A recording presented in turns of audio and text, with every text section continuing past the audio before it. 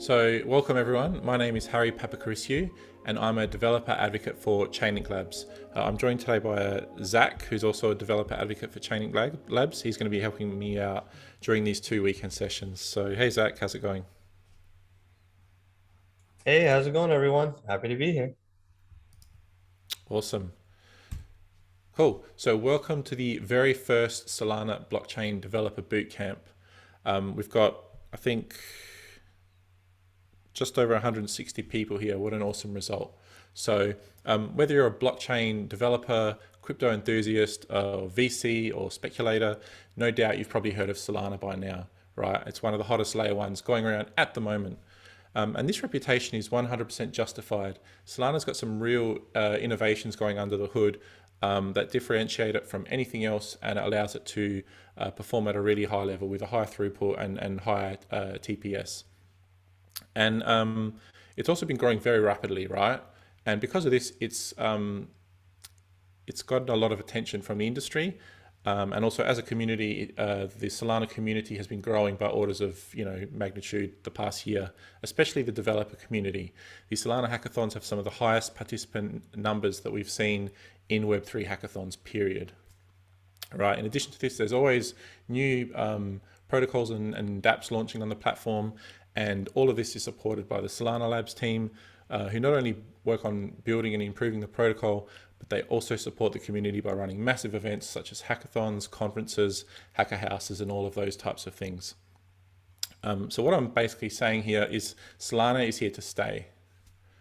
However, one of the challenges in the Solana ecosystem is the onboarding of developers to the ecosystem, right? Solana has a bit of a steep learning curve, and it's a very different programming model to EVM, and most chains are running EVM these days, so it can be tough for developers to kind of get up to speed. So this is why we created this bootcamp to help people begin their smart contract developer journey on Solana, whether it's their first blockchain that they're learning or they're coming from the Solidity world. We want to be there to help you guys. We want to teach you the basics and fundamentals of smart contract development on Solana, right? So we want to teach it to you. We want you to be successful. So welcome to the Solana Blockchain Developer Bootcamp. We can't wait to teach you all things Solana, Rust, and Chainlink as well.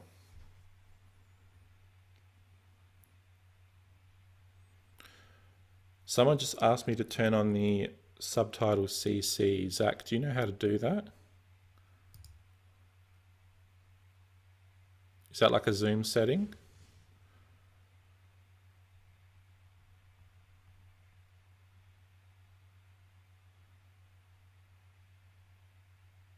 If anyone knows how to do that, let me know. Otherwise, I'll continue for now because I can't see it here in any of my options. Okay. So this is an outline of what the schedule looks like. It's going to be split across 2 days. So today we're going to be focusing purely on fundamentals of Solana, the architecture and programming model, as well as we'll do a couple example smart contracts.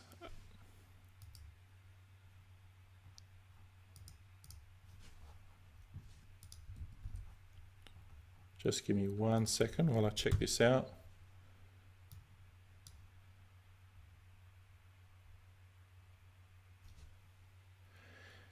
Yes, sorry, I don't think I can activate closed captioning because I'm not an account owner, or I don't have an admin privilege, unfortunately.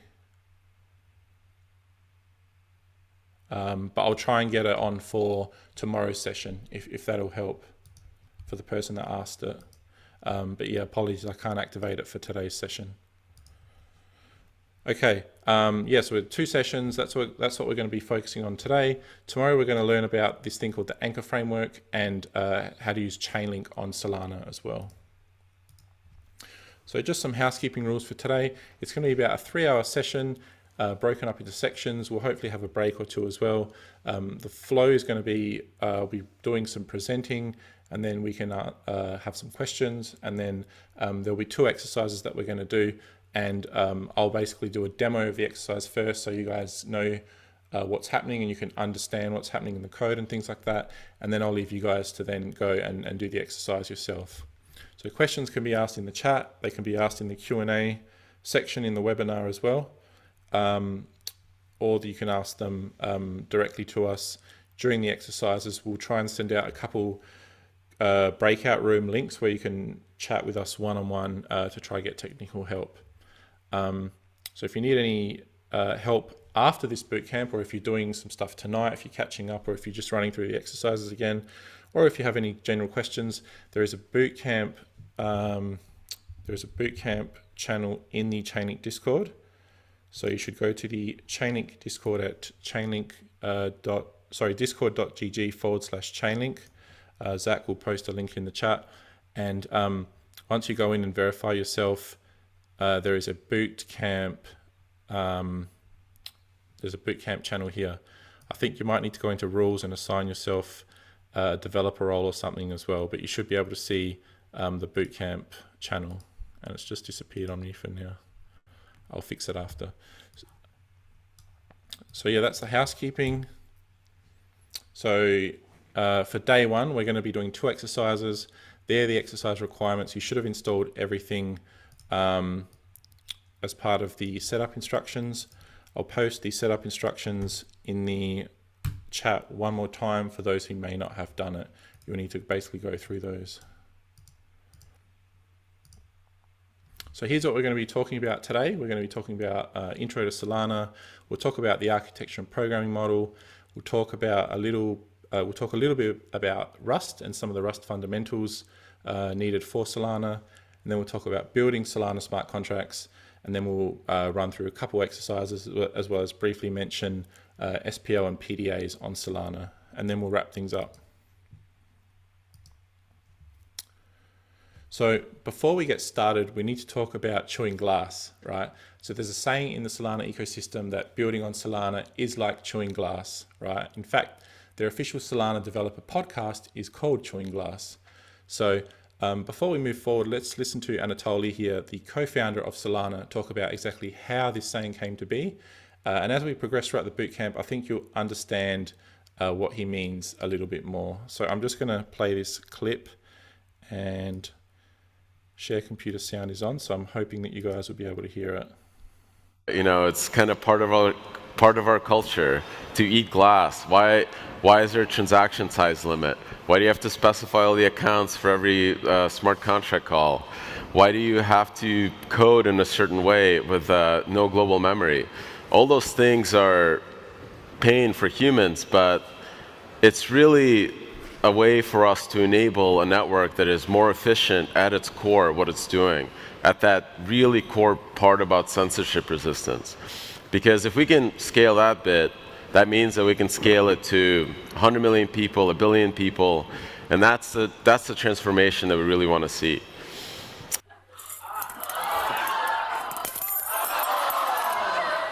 This is your. What? Oh, Jesus! What are you doing?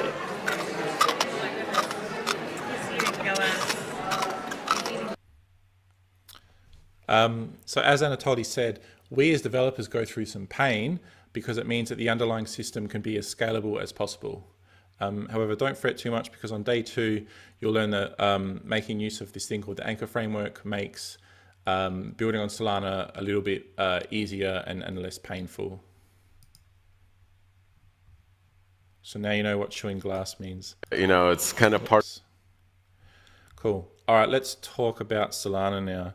So some of these slides have code, so I'm just going to stop sharing my video, and hopefully you guys can adjust your zoom to maximize the presentation and minimize my avatar. Cool. So Solana is an open source project implementing a new high performance permissionless blockchain, right? So this isn't just like a fork of another blockchain with some changes. It's not just a fork of Ethereum with some changes. This is its own thing, right? Built from the ground up. So it's got the native currency is called, a sol, and a fraction of a sol is called a Lamport, right? So we've got approximately 1,500 nodes around the world currently running the Solana mainnet, and it's capable of about 50k TPS right now, and yeah, so just over 1,500 actually. And it implements a number of real enhancements to achieve this high level of throughput.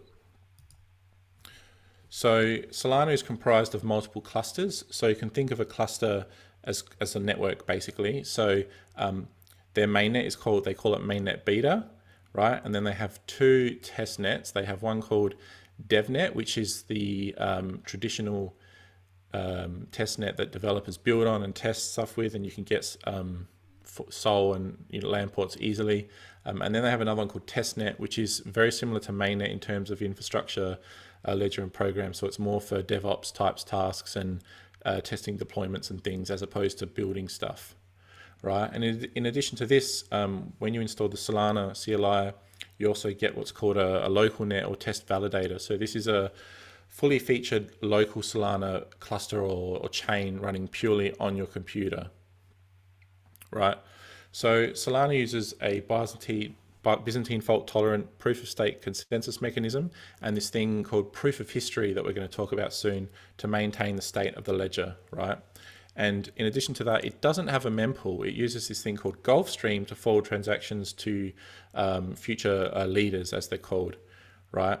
And the way in which clients, front ends, off-chain, the on-chain smart contracts is via basically an API on the Solana validator called the JSON RPC API, or you can build any SDK on top of the API. So we'll go through all of these things more as we progress through the session.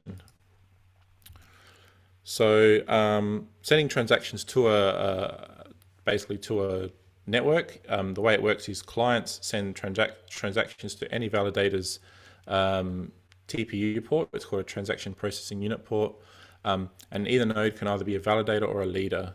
And if the node is in the validator role, it forwards a transaction to the designated leader. And if it's in the leader role, it bundles incoming transactions, timestamps them, and then creates what's called an entry. And then that gets pushed. And then after that gets pushed in, they're all validated by validator nodes, and then they get appended to the ledger. So just at a high level. I just saw a question in the chat. Do I need to install the local validator node if I use Linux? So the exercises are set up to use the local validator node today. However, because some people have issues installing it with Windows and other operating systems, the exercise docs will also give you the option to do things on they'll give you the option to do things on the public DevNet network as well.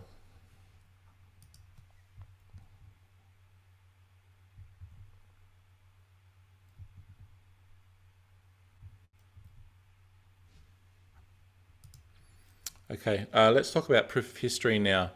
So Solana takes a different approach to consensus in that it tries to solve the problem of time before consensus occurs, right? So the whole consensus process on Solana can be split into two sections, right? So first thing is to create an ordered set of entries or transactions, and then to perform consensus on that ordered set, right? So firstly, we'll discuss the creating that ordered set. So one of the most difficult problems in distributed systems is coming to an agreement on time, right? So for example, in Bitcoin proof of work, blocks are bundled together over a period of 10 minutes, and then that block is timestamped, and that's considered the time across all nodes, right? So what proof of history does in Solana is create historical records that prove an order of events or transactions, right? And it does this by timestamping blocks with cryptographic proofs using what's called a VDF, which is a verifiable delay function, right? Using outputs from the previous proofs as inputs to the next one. So without going into too much detail, what this does is prove an ordering of events or transactions in near real time without having to wait to hear from other nodes.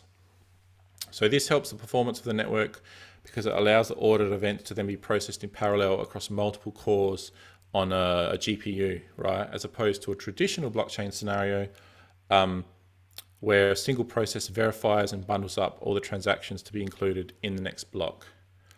So a simple analogy would be to imagine, let's say you have a 100-piece puzzle. In a normal scenario, it would take one person like maybe a few minutes, a certain amount of time to basically complete it. But imagine if beforehand the puzzle pieces are all stamped with a number corresponding to their position on the puzzle from top left to bottom right, so 1 to 100, and they were actually laid out in a line from 1 to 100 as well, right? So they're all ordered in the way that they need to be put down, and because the exact order of the puzzle pieces and their position is known beforehand, the puzzle can be solved quicker by having, say, 4 people working on the puzzle together, where each person would take a quarter of the puzzle and they can just straight away grab all of their numbers and then put them down. So that's kind of like an analogy. I see some people are having trouble with the viewing. I think there's a way to like hide my avatar when you're viewing. Zach, do you remember how we did it yesterday? To basically shrink my avatar or remove it and then maximize the presentation. If you can maybe paste that in the chat, the people who are struggling a bit to see, it can hopefully help them. Yeah, real quick, if you can drag the presentation screen and adjust its size relative to Harry's avatar, so you can shrink Harry's avatar to pretty small and have the presentation take up most of the screen.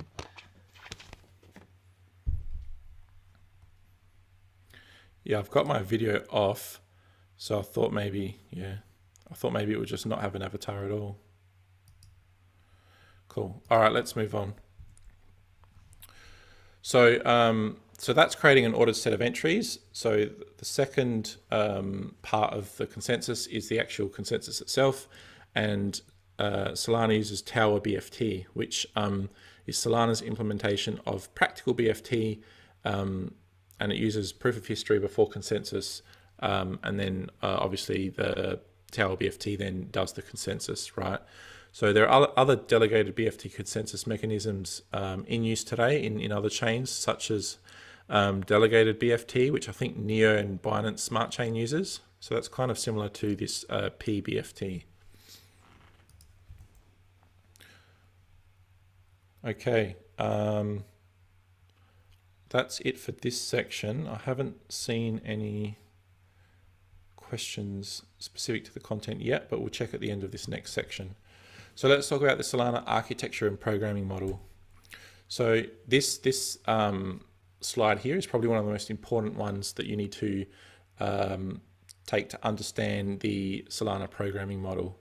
So with Solana, there is a separation of state and logic, right? So the logic is the code in smart contracts that say, do X, do Y, if this, do that.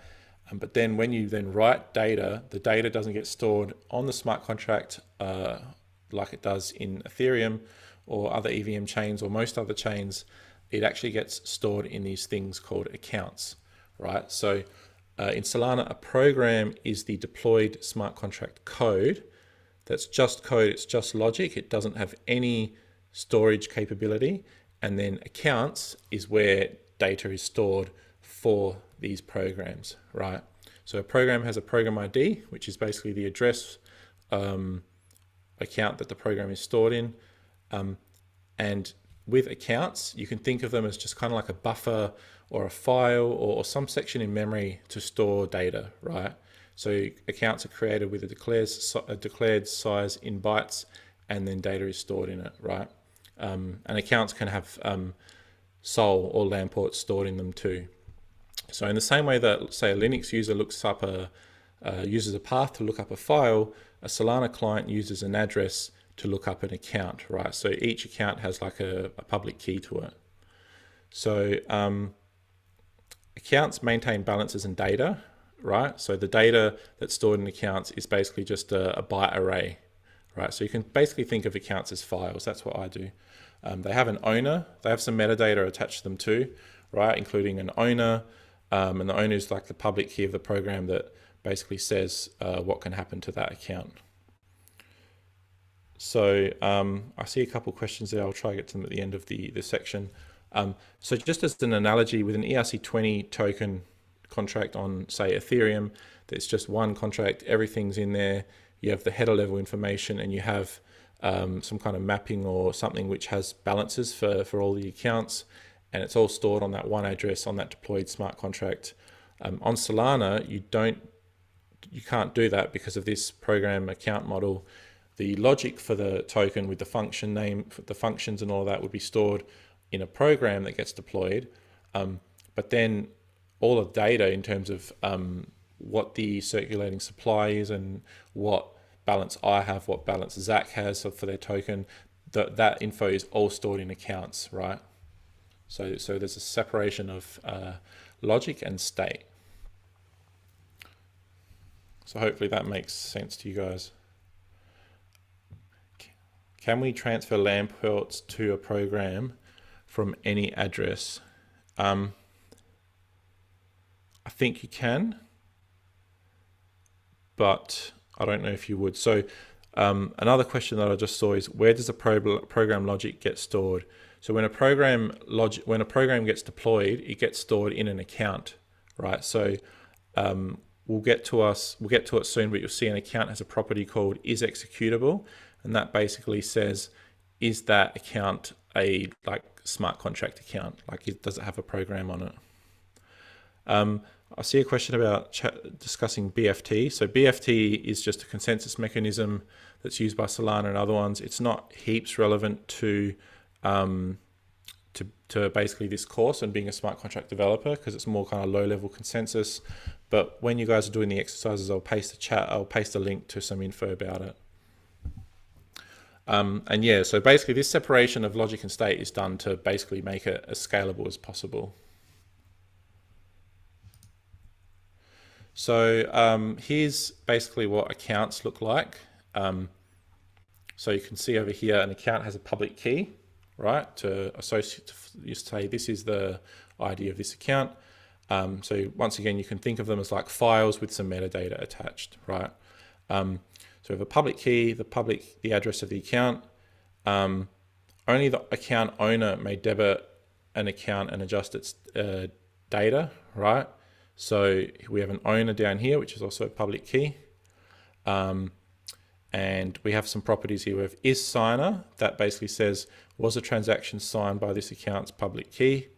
Is writable, can this account be modified, basically the state. LAN ports is the amount of funds in the account, right? 1 billion LAN ports is 1 sol. LAN ports are necessary for storing data in accounts, but we'll get more into that during the rent section here. Data just has the data that's stored in the account. Once again, it's just a byte array. We talked about owner, and then executable. Does this account hold an executable program? So like I said before, programs are, when they're deployed, they're stored in accounts as well. And the accounts that they're stored in has a property of executable equal to true. And then rent epoch is the epoch at which rent will be next owed by the program. We'll get to rent soon. Yeah, so the accounts are stored on all the nodes, the validators as well. So the validators not only store chain state, they store these accounts as well, and they get paid to do so. So let's talk about instructions now. So you can kind of think as instructions as kind of like a function call, and an instruction basically has 3 different parts to it, right? It has a program ID, it has an array of accounts, and some instruction data, right? So the program ID basically specifies which program will process the instruction, right? So what deployed smart contract do we want to send the instruction to, right? Accounts is basically just some list of accounts, right? So basically all the accounts that are going to be used as inputs and outputs of a program to read and write, right? So in the example of an ERC, like a token contract, the program ID will be the deployed token contract that has all the functions and the logic, but then the accounts that we're passing in are going to be the accounts for, you know, our implementation of the token contract, like the Harry coin token or something. So that's just an array of accounts that gets passed in, and then the data is just it's just a byte array passed into the program you're calling, and the contents is just specific to the program. And if you need to pass in input values such as the price of Ethereum or anything like that, this is where you pass it in, right? So as you can see, it's very different to, say, Solidity, where when you call function on a smart contract from, JavaScript. You can say, contract dot function name, and then in brackets you can pass in the parameters like integers, strings, etc. You can't do that with raw Solana like this. You need to create an instruction. The instruction needs to have the program ID that says what is the smart contract that you want to interact with. The accounts array needs to specify what are all the accounts that you want to pass to the program, because the program is going to then be modifying some state most likely on them. And then data is where you need to pass in input parameters, strings, and all of those types of things. So that's an instruction. One or more instructions can be bundled together into a message, right? And a message plus an array of signatures basically creates what's called a transaction, right? So basically a transaction is just a list of instructions, and clients or, front ends, dApps, whatever, they can submit transactions and basically generate these via the RPC API, right? So yeah, program ID is just a contract address, correct? So this is very important that you guys understand this, because it basically underpins the whole programming model on Solana, right? So we have on-chain programs, which is just code. It's just logic. There's no state, right? And then using the RPC API, we can send a series of instructions to the Solana network. And each instruction basically says, what is the program or logic we want to execute? What is the program ID? We also pass in all the accounts to be used in the logic being executed, right? Because the program is going to be expecting some accounts to come in, and it's going to be like doing all the logic, modifying the state in those accounts. And we also pass in byte data into this data array here. And it could be input parameters such as, token balance to set for an account, or the current price of Ethereum, or whatever. So yeah, very important. So let's take a closer look at the array of accounts that's passed into an instruction call now. So for each account, we have the public key of the account that you're passing in. We have this property called isSigner, which basically says if the public key signature must be found in the transaction metadata. And we have this other property isWritable that basically says if the state is modified during the instruction.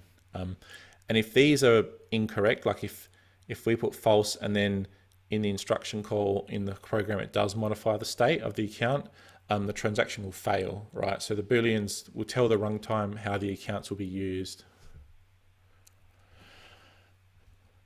So we'll get to the RPC API quite soon for the person who asked.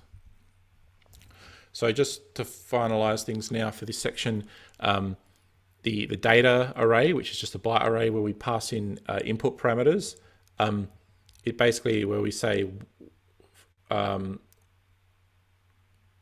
what do we want to send to the call that we're doing, right? So like I said before, you can't send in a string, you can't send in integers like you do with Ethereum, etc. You need to send everything in a byte array format like this. So in this example here, we're sending in, I think the string is like glass chewer or something, in byte array form.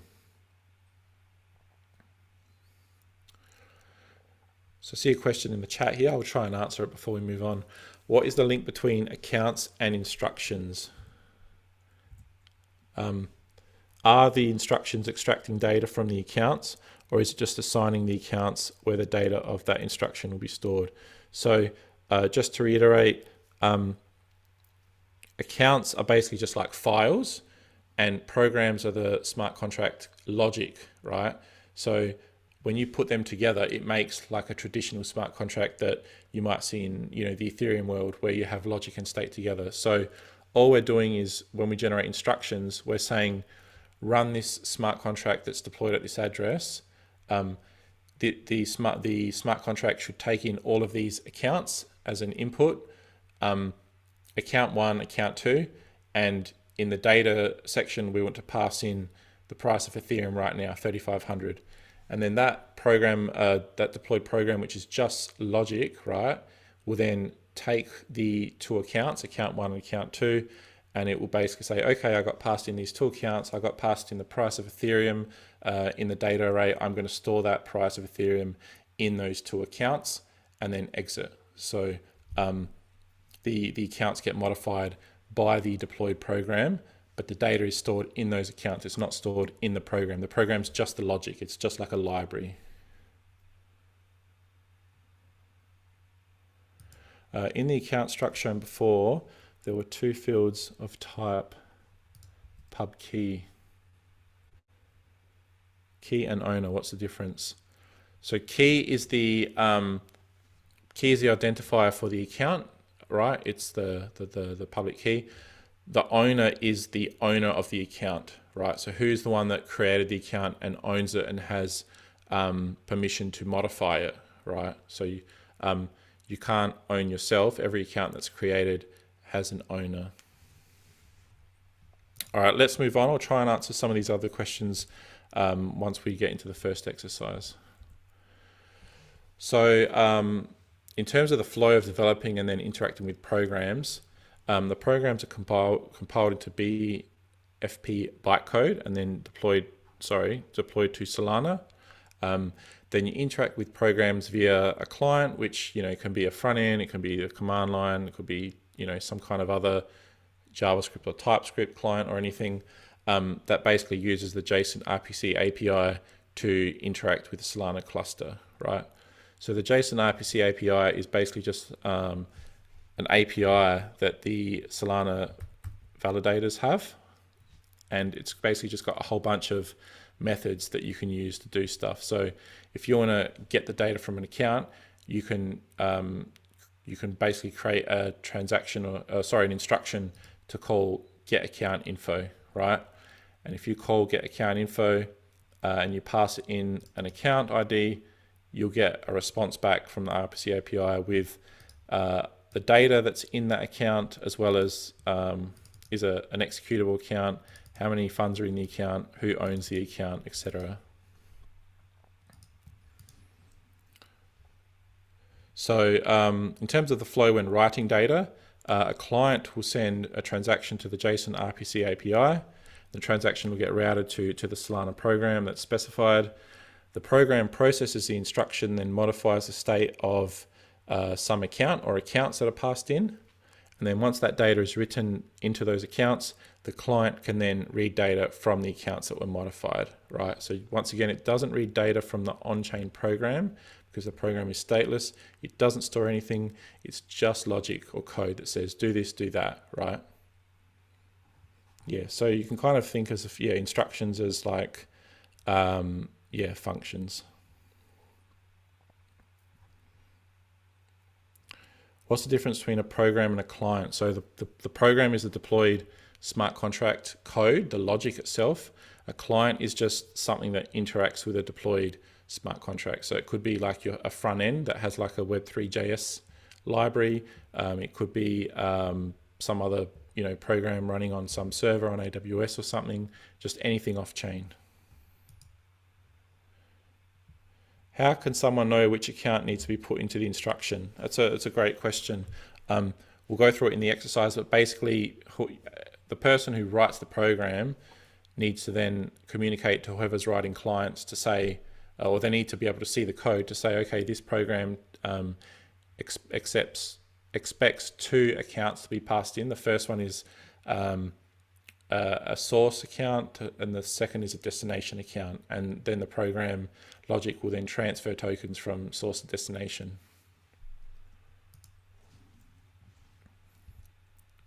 Okay, let's talk about rent now. So Solana is a blockchain that processes transactions, creates blocks or entries, but remember how I said that all of these accounts that kind of get modified as well. So we have these accounts that store data, right? And we have these accounts that also store programs too. So I like to think of Solana not just as a blockchain, but kind of like a global state machine, right?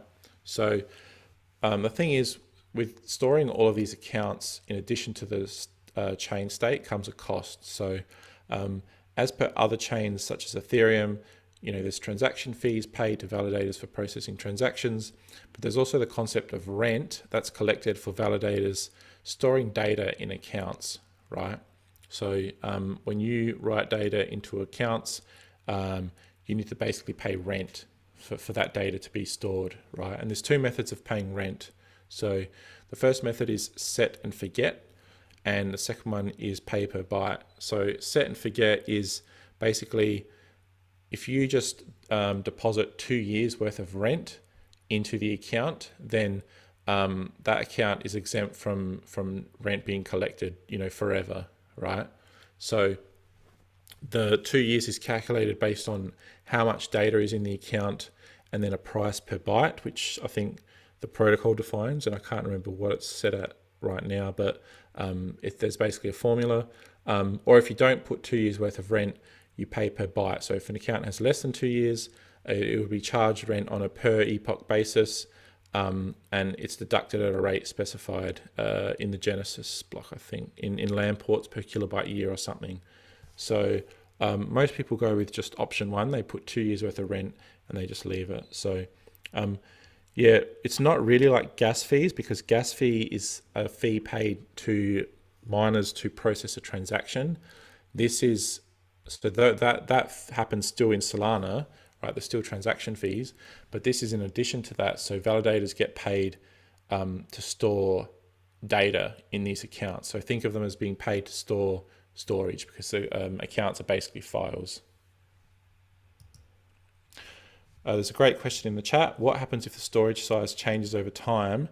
Does the pay and forget rate change? So yep, that's right. So if you initially store 1 kilobyte worth of data in there, and then you do a set and forget method and you put in 2 years worth of rent for 1 kilobyte, then you're all good to go.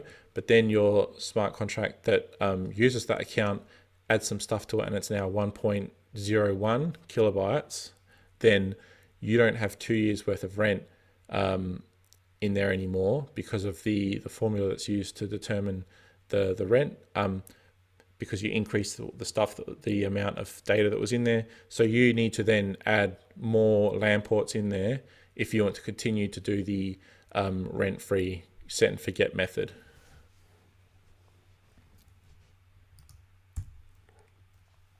So Solana programs are compiled to a variation of bytecode known as Berkeley packet filter, or BPF. When it's called, basically a program must be passed to something called a BPF loader, which is responsible for loading and executing the program. So all programs export an entry point that the runtime looks up and calls when invoking a program. So what you'll see in the exercise, but all the Rust programs we write have this thing called an entry point, which is like the first point of call into a Solana smart contract, right? So because programs are written to target this BPF loader, they can be written in any language that compiles to BPF bytecode. And currently for Solana, Rust, C++, and C are the languages currently supported. So I just wanted to end this section by saying, if you're coming from a Solidity background, developing on Solana may seem a little bit more difficult than EVM chains, for reasons that Anatoly described earlier. By making it harder for us, the network is able to scale at a high level. However, on the flip side, if you've never done any blockchain dev before, or if you're like a good Rust or C++ developer, then you might find it quite easy to pick up. But irrespective of what you think, whether you think it's a steep learning curve or not, don't be disheartened, because once you grasp these core basics that we're going to discuss today, and even if you don't grasp them today, once you grasp them in the future, everything else after that seems pretty trivial and then falls into place pretty easily.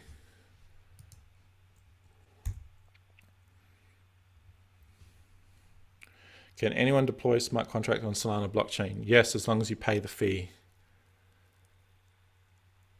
I think the inflation rate, there's a question about inflation rate. I think it's set by the protocol or Solana themselves. If you check out the docs at docs.solana.com, there's a good section on rent, possibly in the economics section. Inflation design, yeah. So take a look at that. I'll paste it in the chat.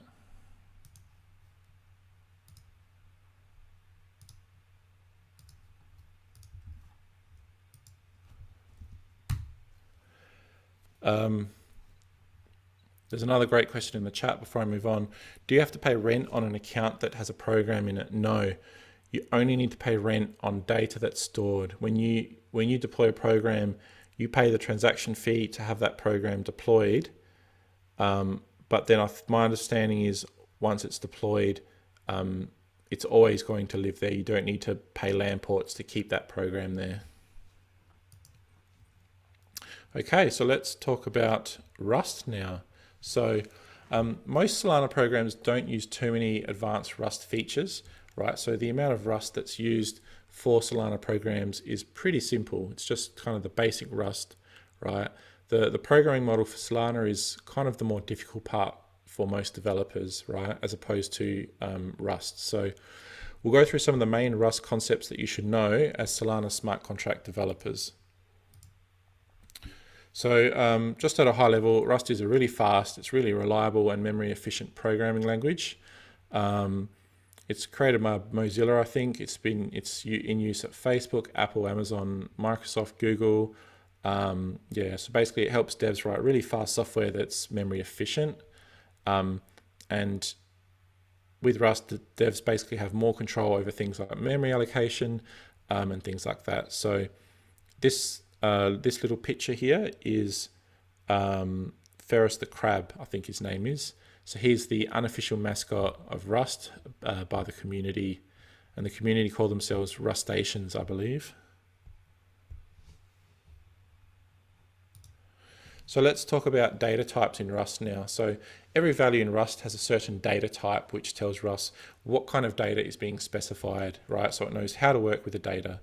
Very similar to Ethereum and other chains as well. So we'll look at two data type subsets, scalar data types and compound data types. Yeah, I like the crab too, actually. I think it's a really cool mascot. It makes you want to do stuff with Rust. So a scalar type represents a single value, right? So Rust has four primary scalar types. It has integers, floating point numbers, booleans, and characters, right? So an integer, as most of you probably know, it's just a number without a fractional component.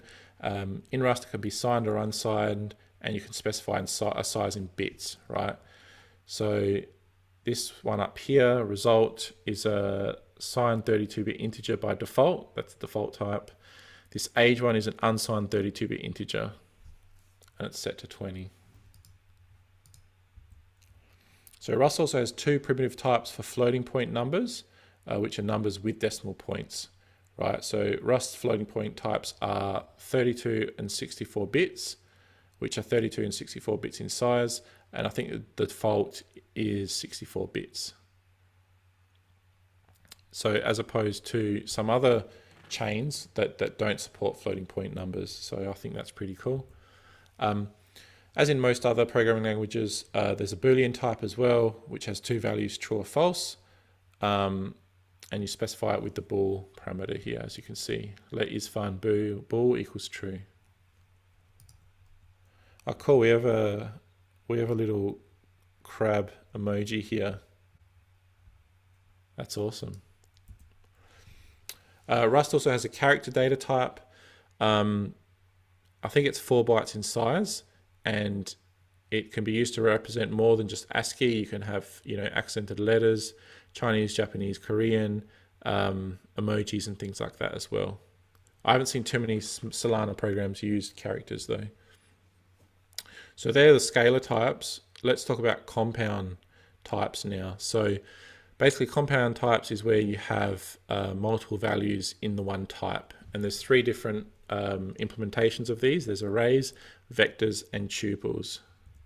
So let's talk about arrays first. So array is just a collection of values of the same data type. In Rust, they're static, i.e. they can't be resized, right? They have an index and they have like a length function that you can call as well.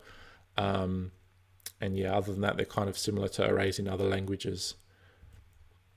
So here's an example of an array of signed 32-bit integers.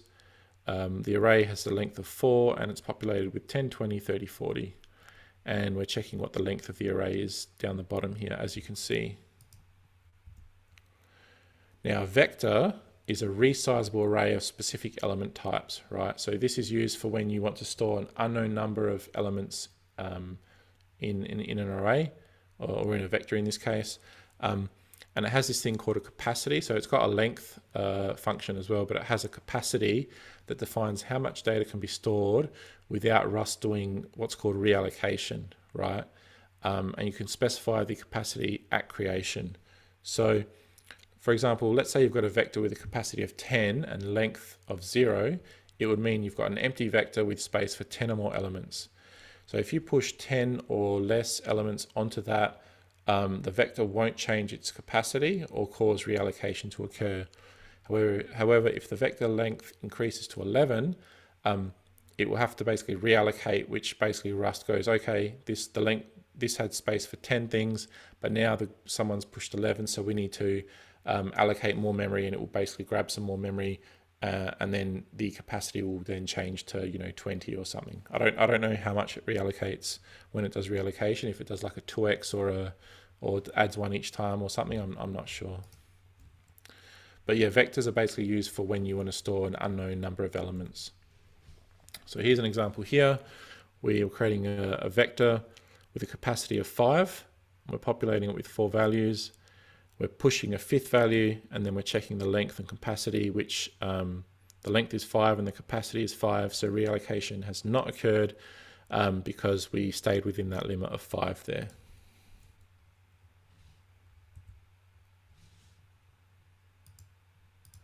So a tuple is basically a compound data type that can store more than one value at a time.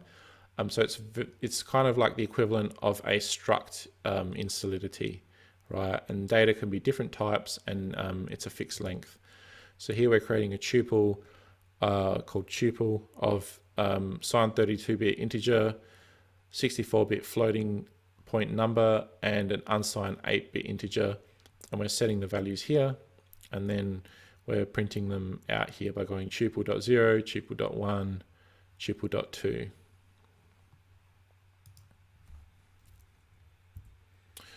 Cool, so let's talk about cargo and crates now. So in Rust, basically a library or executable program is called a crate, right? So crates are compiled using the Rust compiler, which is called rustc, and cargo is the Rust package manager. So basically what cargo does for Rust projects is it introduces 2 metadata files with various bits of information in them. So there's one called cargo.toml and there's another one called cargo.lock. So basically these are used to basically fetch and build your packages and dependencies, and basically just introduces conventions to make working with Rust easier. So kind of similar to the package.json and what's the other one called? Package lock.json in like the Node.js world. So cargo.toml is used for describing your dependencies. Basically, it's written by us, the developers, and this is where you can kind of say, your package depends on another package, for example. And then cargo.lock contains the exact information about the dependencies, and it's maintained by Cargo and not generally edited by developers. So here's an example of a cargo.toml file. So we have a package, we've called it hello world, we've given it a version, and over here we've said that this package has a single dependency on the regex library here. And when it's created, Cargo will take the latest commit from the regex library and it will write that information out into the cargo.lock file when we build it for the first time. So here's the cargo.lock file now, and you can see there's a lot more information here, including the exact revision that we used to build here. So when you give your package to someone else, they'll use the exact same version, even though we didn't specify a version of it in the cargo.toml file here. Yep.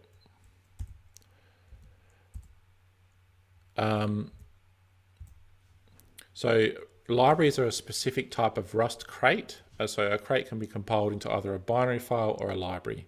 And by default, the Rust compiler will produce a binary file from a crate, but libraries are prefixed with lib and they're named after their crate by default. And you can browse all of the Rust library crates at crates.io.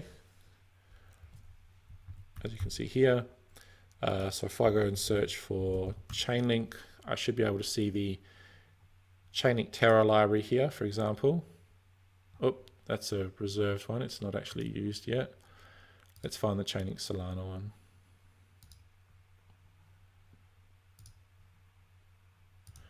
So here's a Chainlink Solana library that stores the Chainlink Solana integration code.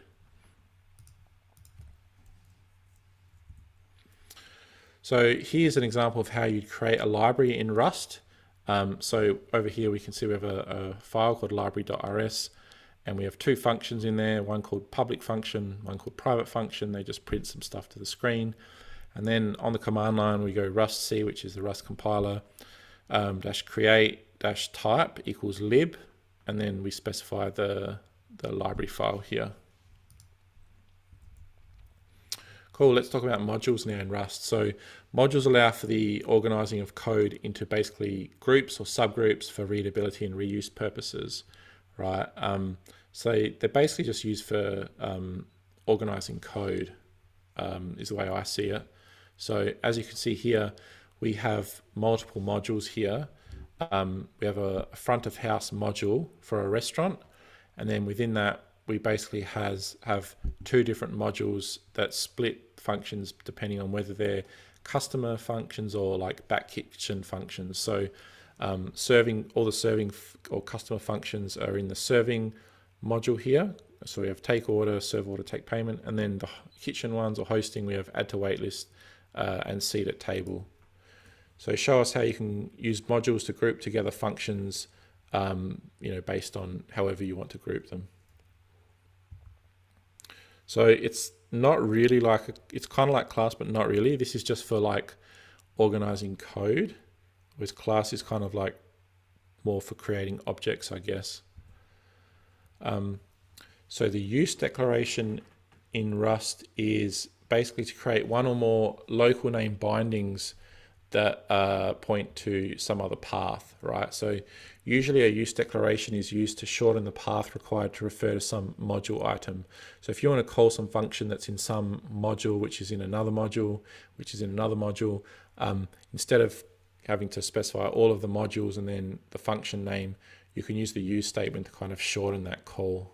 We'll go through an example here. So as you can see here, we've got a phrases module, and then within that we've got a greetings module, and then within that we have a hello function here.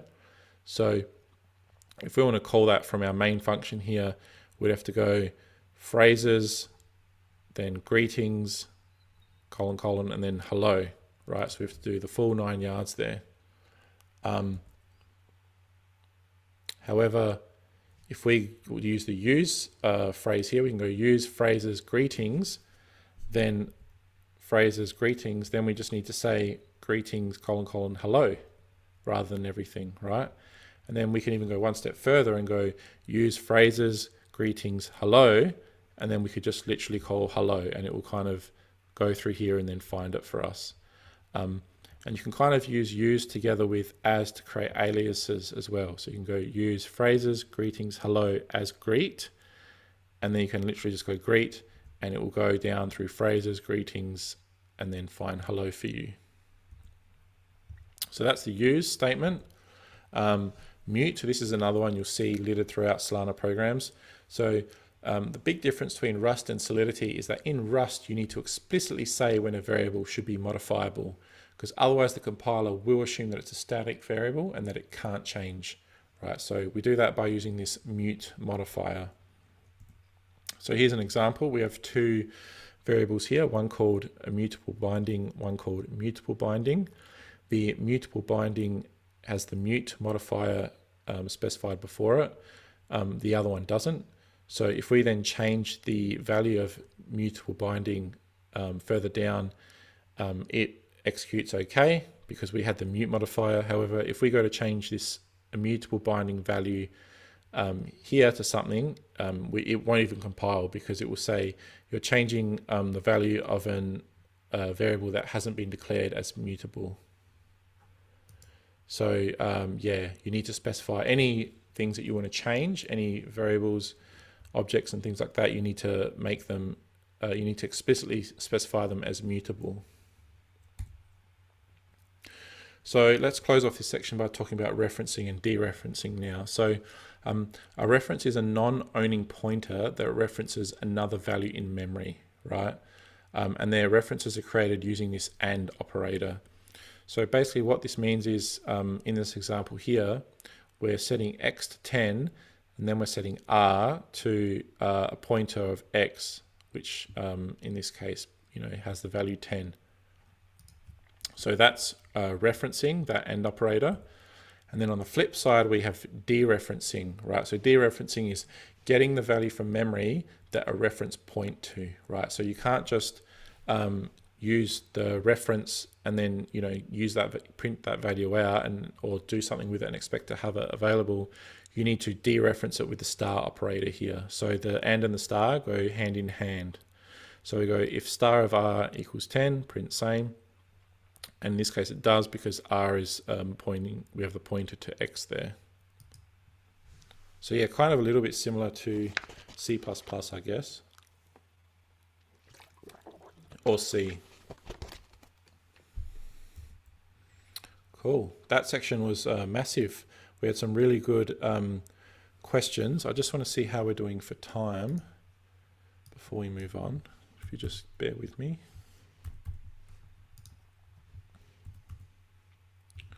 Take a break for a minute, get some water. Where are we?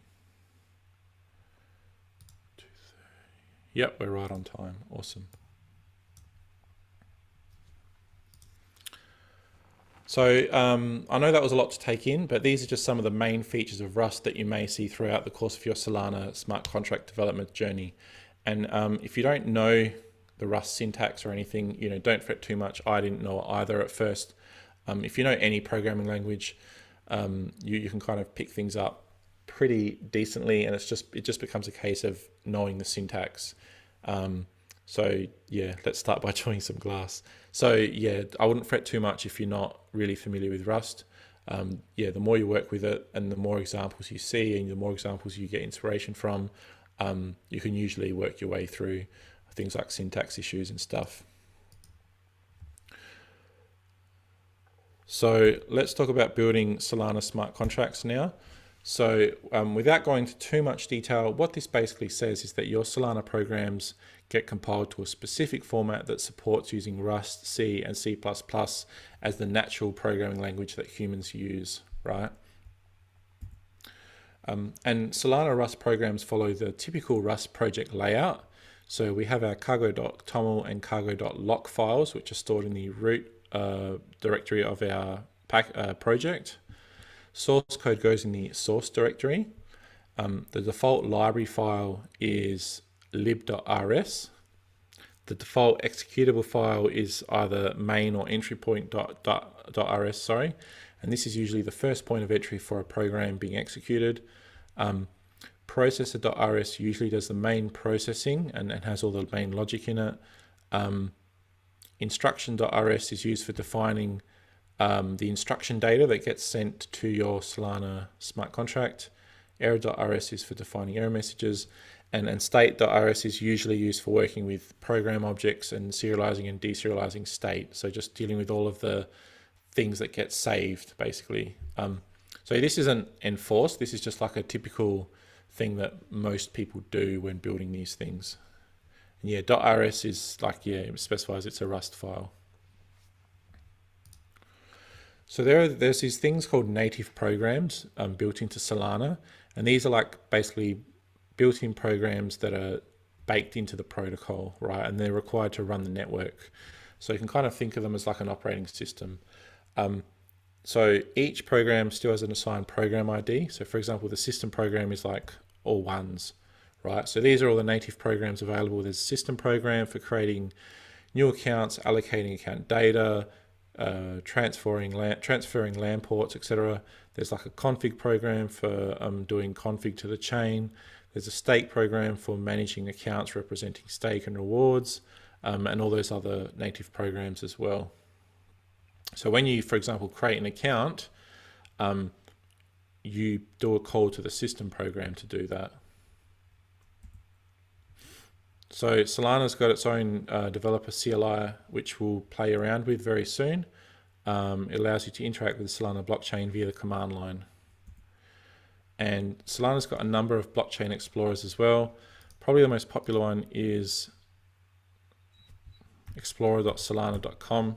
You can kind of go through blocks, transactions, etc., just like in the Ethereum world. So, sorry, in Etherscan, for example. So as you can see here, this this transaction here interacted with the system program, a token program, another token program, and NFT candy machine program, which is used for minting NFTs. So yeah, that's kind of an example of one of the explorers. So we also have the test validator. So this is, like I said earlier, this is a local Solana cluster running just on your computer with less restrictions than a public network. So you can kind of think of it as the ganache of Solana. There's no RPC rate limits, no airdrop limits, and it comes inbuilt to the Solana CLI. I think, how many native programs are there? I think these are all the native programs here.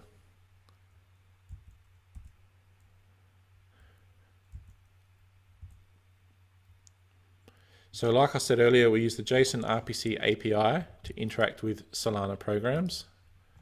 So you can use web3.js or other libraries to interact with the API. How did my mouse turn into a red dot now? I have no idea. So the JSON RPC API, like I said, it's got a number of methods that you can just call, or API endpoints, sorry. So for example, when you want to send a transaction to the cluster, you'd call send transaction, right? And we'll go through some examples of these. Can we execute smart contracts in the bootcamp without the test validator? Yes. So when we get to the exercise, you'll see that there's an option that says if you couldn't get the test validator running, here are the steps you need to do to deploy it to the public DevNet network instead. So you can just deploy it to a public network instead of the local one.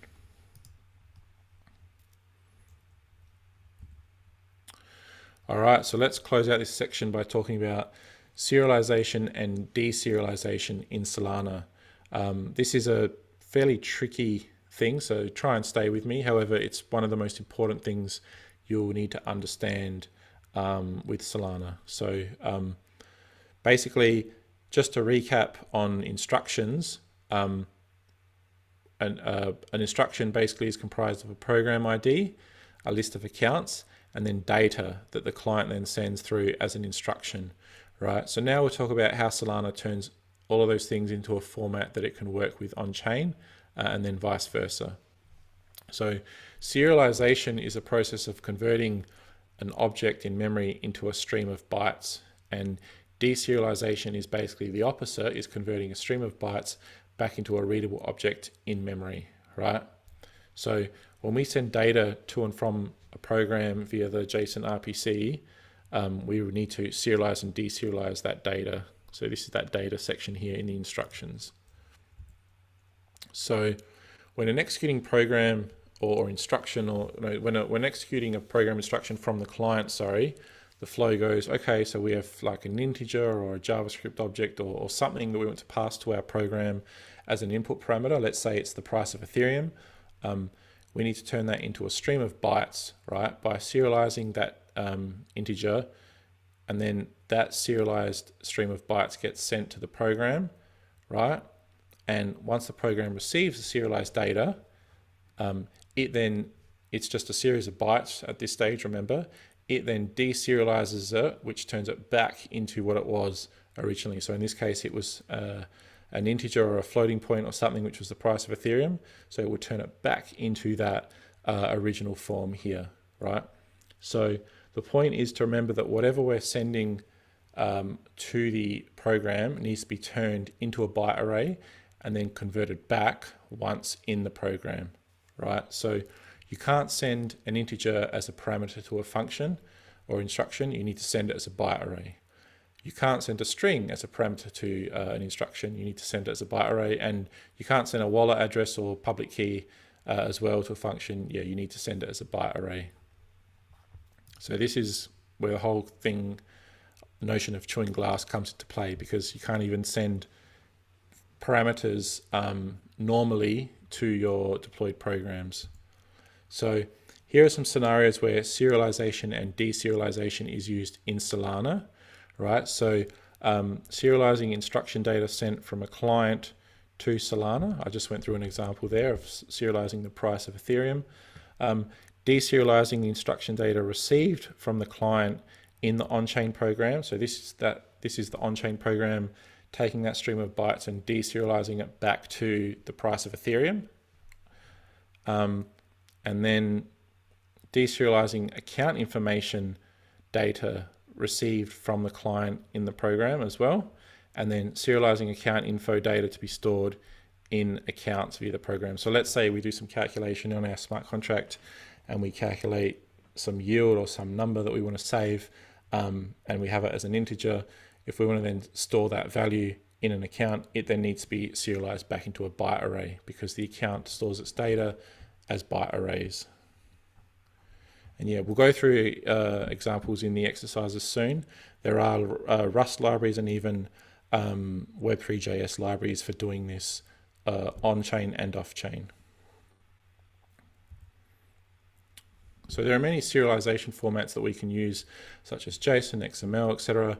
However, it's important that whichever format we choose, to serialize an object, the same format must be used to do the deserialization as well, right? So both off-chain and on-chain programs, or whatever you want to call them, they need to be completely in sync on the format of the data so that when it's sent back and forth between the two, both sides can successfully transform it back into its original form, right? So for Solana programs, it's common to use the Borsch serialization format, which kind of has its own specifications. So using the Borsch library provided by this cool DeFi protocol called Project Serum, we can easily use Borsch when doing serializing and deserializing instruction data with Solana programs. So first we need to serialize an object on the client side before we can send it on chain to the program. So to do this, first we create a structure that contains the data we want to serialize. In this case, we call it params here. So now to serialize an object in our JavaScript client that follows the param structure, we first need to define a long enough sequence of bytes. So a buffer is just an object used to represent a fixed length sequence of bytes. Then we can basically encode the data into the series of bytes. So we created this payload here that matches the structure here, and then that gets encoded. And then at the end, we just slice off any extra bytes that weren't used, right? So there's a few ways to do this, but that's just one example of serializing some data. In this case, we're serializing this JavaScript object here into a stream of bytes. And yeah, we're going to have a break very soon. So now looking at our on-chain Rust program, we need to define a struct that implements the Borsch serialize and Borsch deserialize to basically do the serializing and deserializing of the struct. So luckily we've got these little derive macros in Rust where we can specify this. So this is basically saying, hey, we're defining this struct here called params, and we're going to be doing some serializing and deserializing on it, right? And then in your Rust program, a stream of bytes is usually represented as a slice of unsigned 8-bit integers, right? So basically we want to now turn the series of bytes into one of these params objects here, or structs.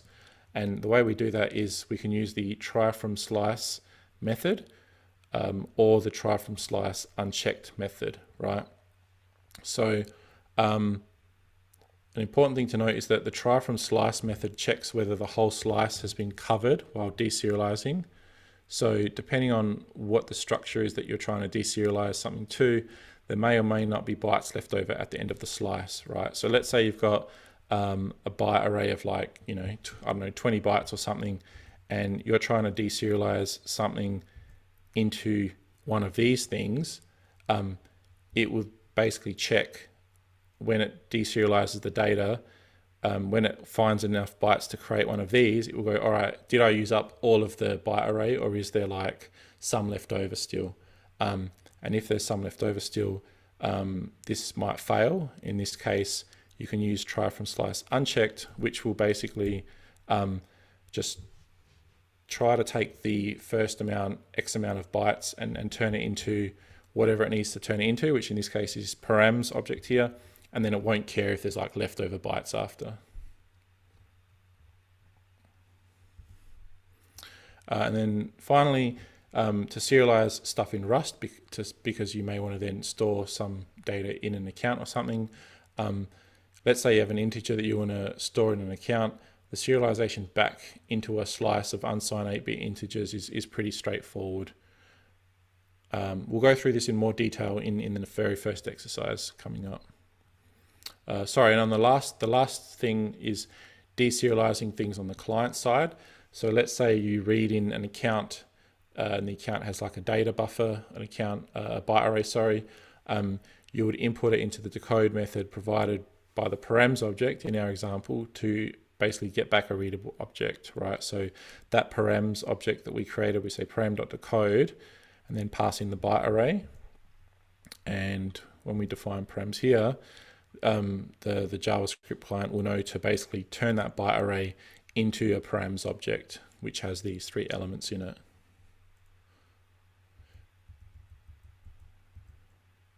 So as you can see now with Solana, we're dealing with some pretty real deep low-level stuff here, right? So we're literally generating byte arrays and we're picking them apart in the code, right? So we're taking slices of byte arrays and we're using defined structures to then turn them back into meaningful data, right? So in other words, we're all now hacker man or hacker woman.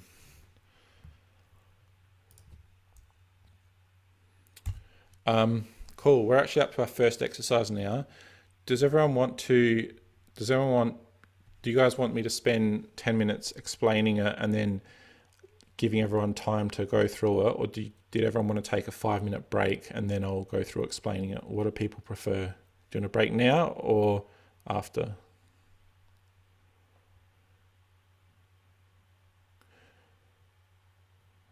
All right, I think more people want a break now. So we'll give it a 5-minute break, and then 5 minutes, I'm going to walk through the example project. It will take me about 10 minutes, and then I'll give everyone a good 30 to 40 minutes to play around with it. So we'll catch up and continue in 5 minutes. Thanks all. All right, let's continue. I'm just going to walk through the project so you guys can understand everything, and then I'll leave you all with time to play around with it. So I'm going to open my VS Code, and I have the project on my other screen here. So the first thing that we're going to do in our root folder or in our home folder here is we're going to use the cargo command. I'll make that a bit bigger actually.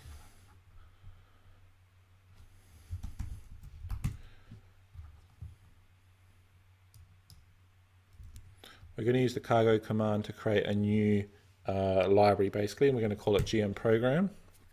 So that creates a folder, as we can see here, with a structure. We have like a lib.rs file with some boilerplate code. We have a cargo.toml file as well. The next thing we're going to go do is go into the GM program folder and then initiate a new npm package, which will give us a package.json file. And then we're going to populate our package.json file with contents from the exercise doc. So this basically says all of the stuff we're going to be using in our client. We're going to be using the Solana web3.js library. We're going to be using Borscht, Buffer, a bunch of other stuff. And then once that's done, we're going to run npm install to install all of that. Yeah, we'll share the exercise doc for those that may have missed it. Just give me a minute.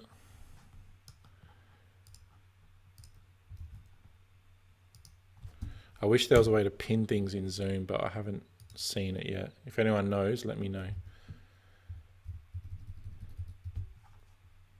Cool, so while that's installing, let's take a look at our cargo.toml file. So once again, this defines all of our dependencies. So the exercise doc gives us basically what to put in here. So We're calling it the package. We're calling it GM program, and in our dependencies, we're saying we're going to use the Borsch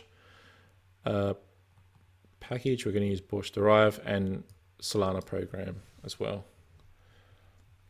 So now that that's all done, I have my local validator running here already, but I think it's in the exercise docs to get it going. But once again, if you can't get that, oh, did that doc not work for you guys?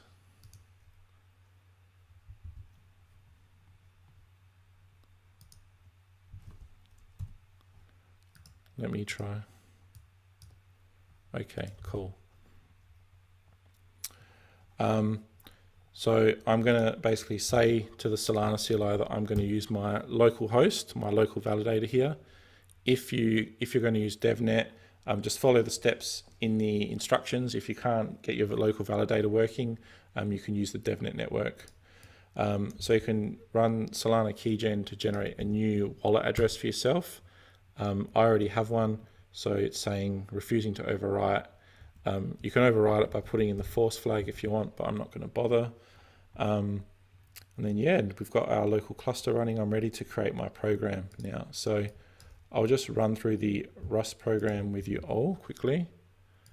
So we're going to replace the boilerplate code with this. So basically, what we're doing here is we're saying we're going to use the Borsch deserialize and serialize libraries here, and we're also going to be using this stuff from the Solana program package as well. So this is kind of standard for all Solana smart contracts. Here we're creating a struct called greeting account, and it has one thing in it called name of type string. So this is basically us saying, and we've got the derive, Borsch serialize and deserialize tags up here. So this is basically us saying we're going to be creating and storing data in this format here with this greeting account thing, and we're going to be doing serializing and deserializing with it.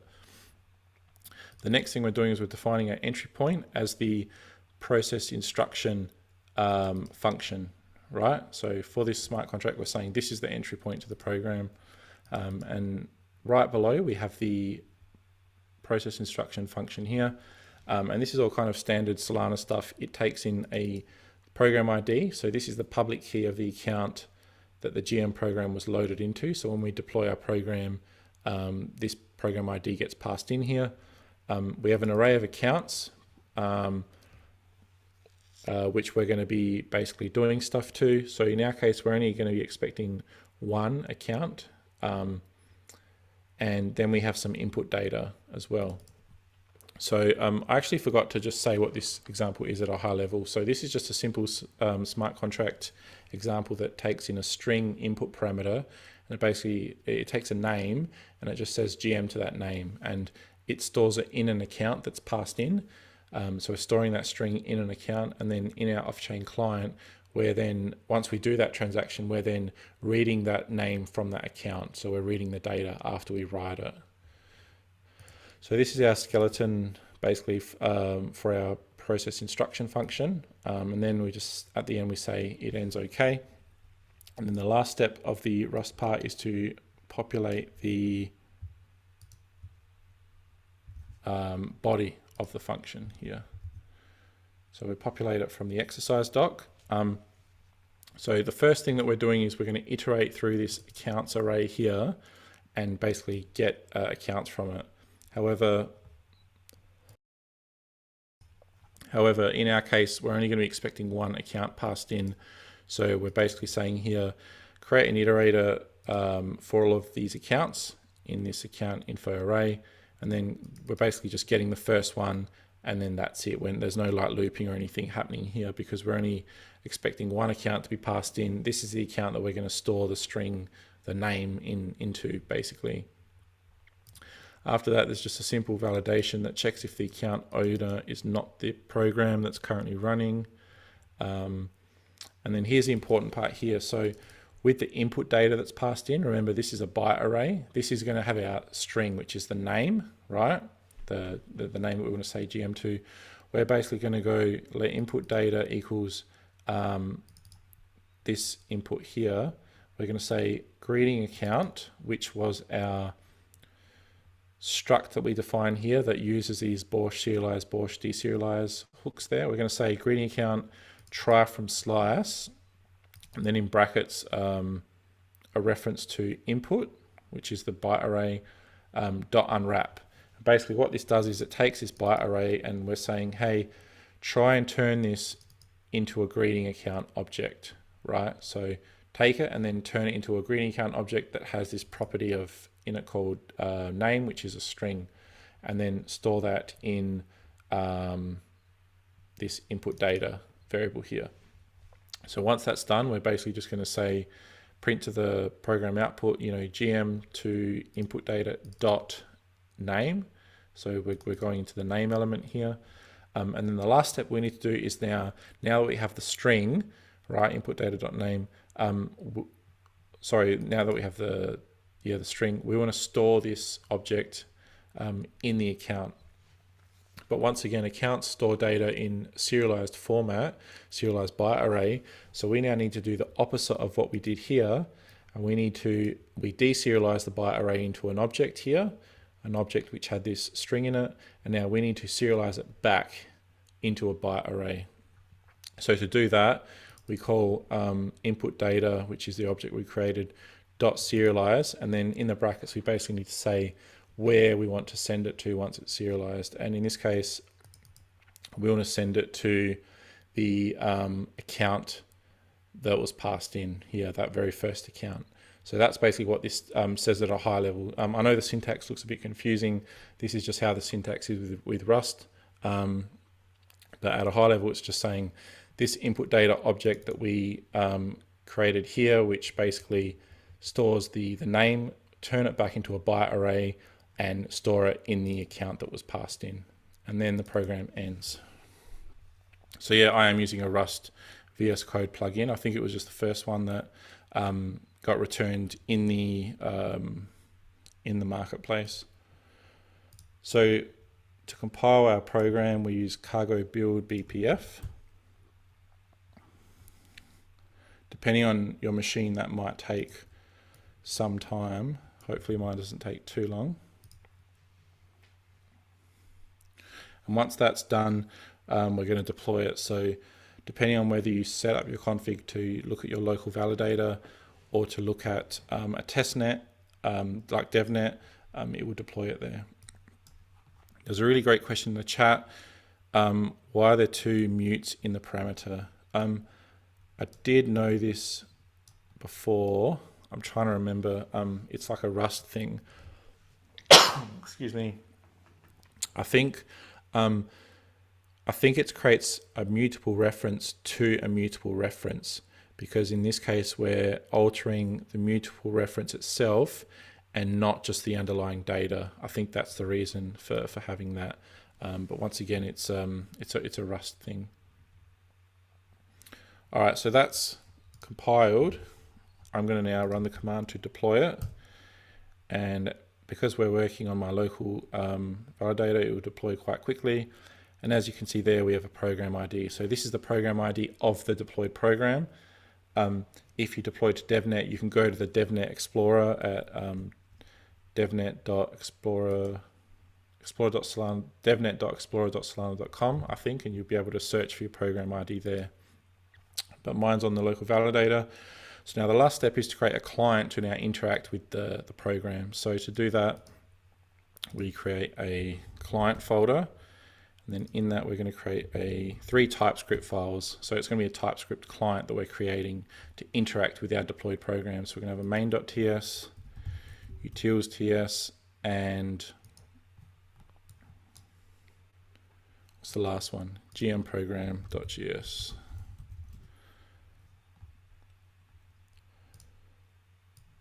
So main.ts is the entry point for the client, and it basically just calls multiple functions from the GM program file.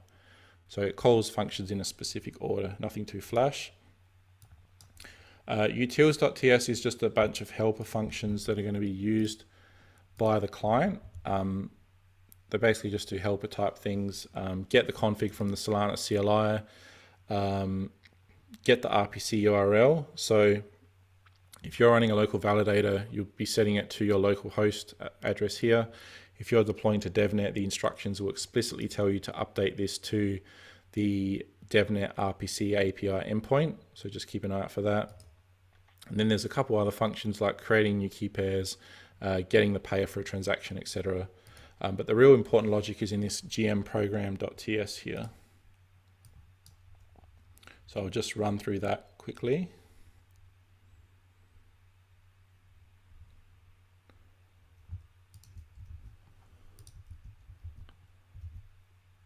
I'll answer some of these questions once once I leave it to you guys to do the exercise.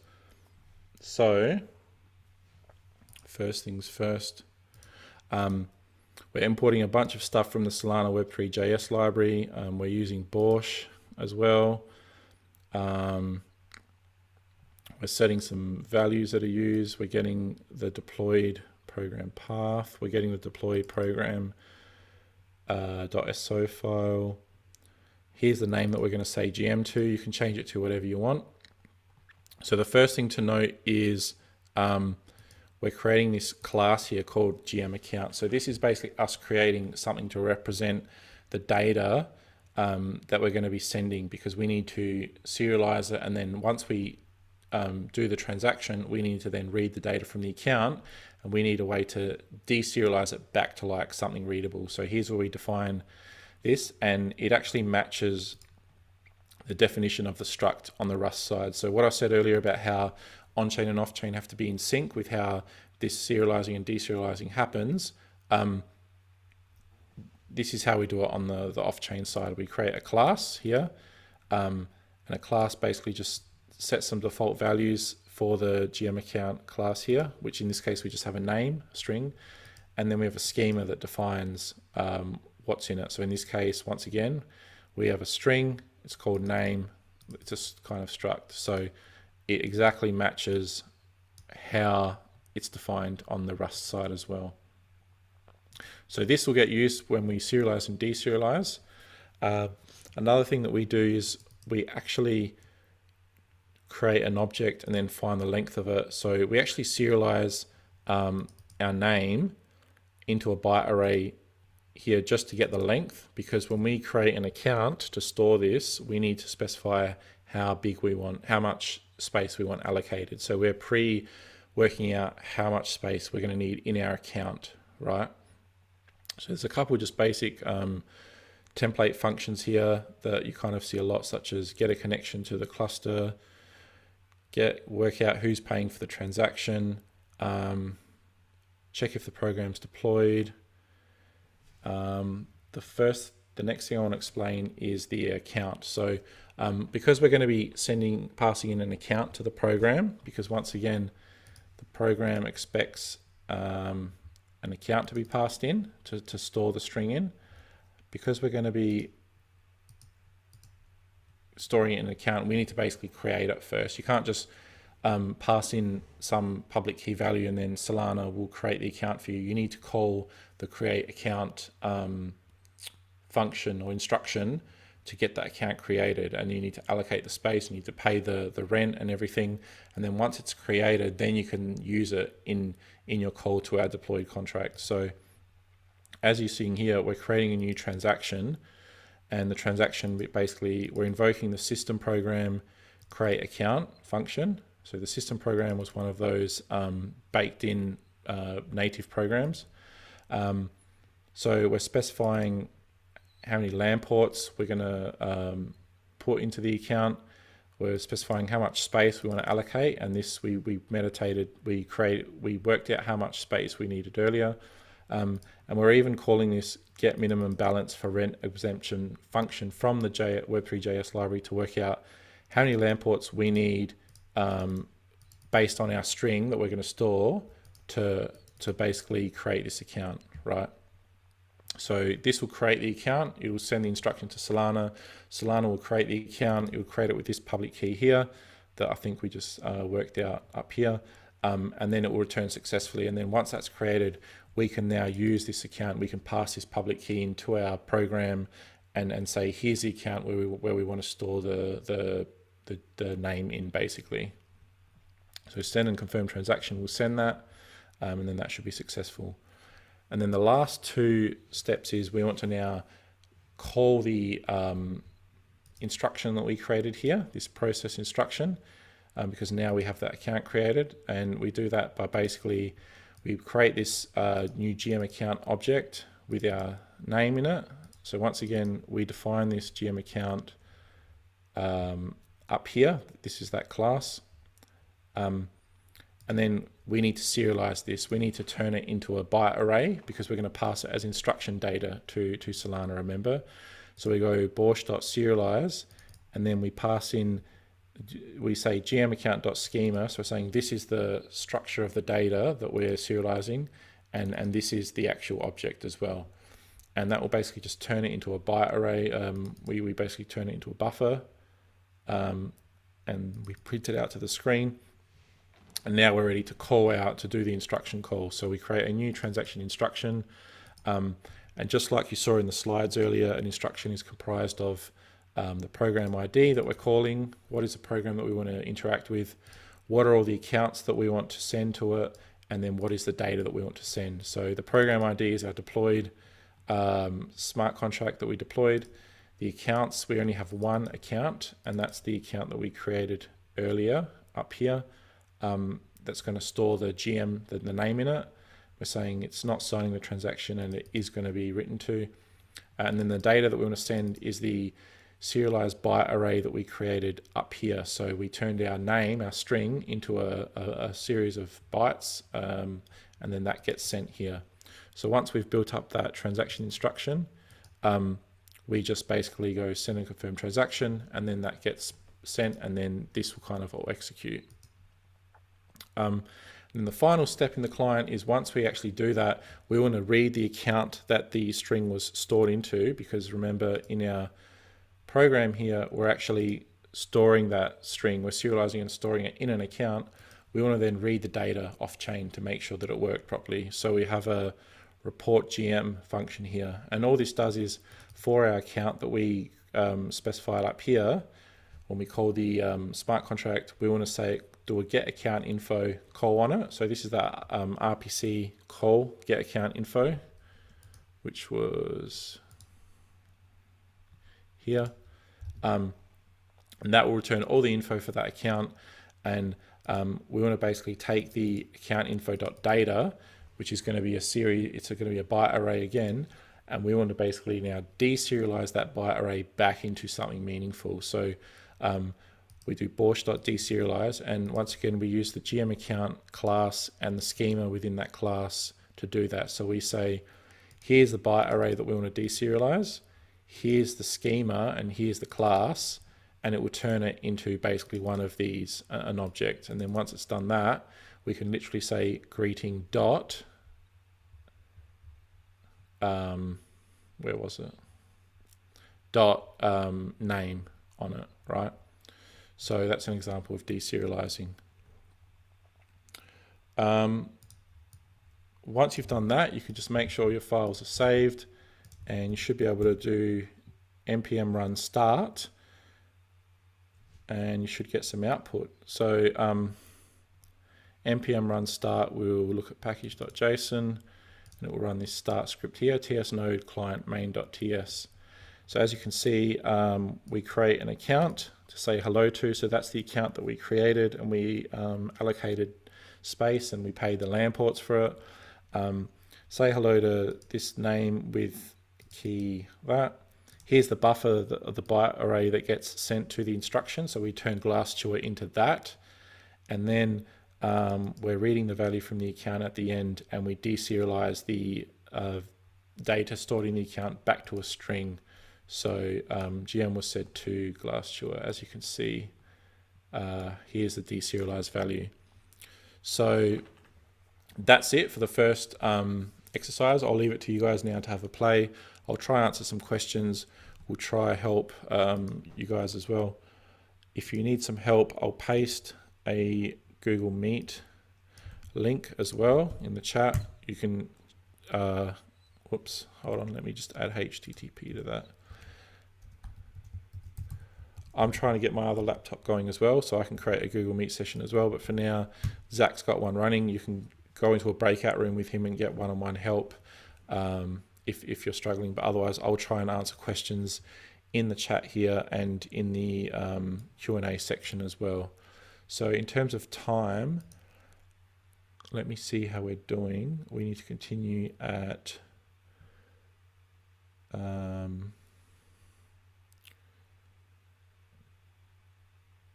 2:50. All right, I'll give everyone a good half an hour, and then we'll continue. All right then. For those who were able to complete the exercise, awesome work. You literally just created, deployed, and interacted with your very first Solana smart contract or program. So congratulations. For those that are still going and having issues, sorry about that. We'll try and help you out. We are going to go into another exercise very soon, which you'll be working on for another hour. So we'll try and help get everyone across the line. But the main thing we're trying to convey with this first exercise is just to get you familiar with building Solana Rust programs, deploying them, creating clients in some off-chain fashion using, say, TypeScript to interact with these programs, and just to try and nail down the concepts of how you have to create an instruction and pass it in a program ID, some accounts to modify the state of an instruction data, and just to really try and get you some experience in knowing how the whole serialization and deserialization works in Solana. So for those who were able to do that, congratulations, awesome work. We're running a bit behind now, so I'm going to skip that one, and we're going to talk about the SPL now. So there are a couple concepts I'm just going to introduce so that you are aware of them, but we don't have time to actually go into them at a deeper level. The first one is the Solana program library. So SPL is basically a library of on-chain programs that basically are used they're basically there for anyone to use. So they're not baked into the protocol like the native programs. They're there for specific use cases, such as, you know, working with tokens and things like that. So here's a list of all the current SPL programs deployed. So we have a token program for if you want to create a token, you don't need to code it up yourself. You can just use the token program, right?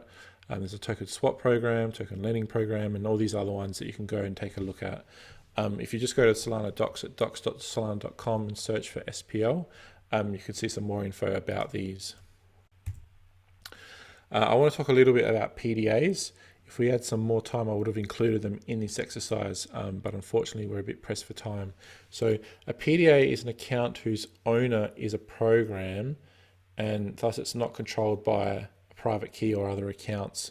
And it's actually deterministically derived from a collection of seeds and a program ID. And it allows for programs to sign for certain addresses without needing a private key. So let's say you have a Solana program that lets users increment a counter, right? And that counter needs to be stored in some account, obviously.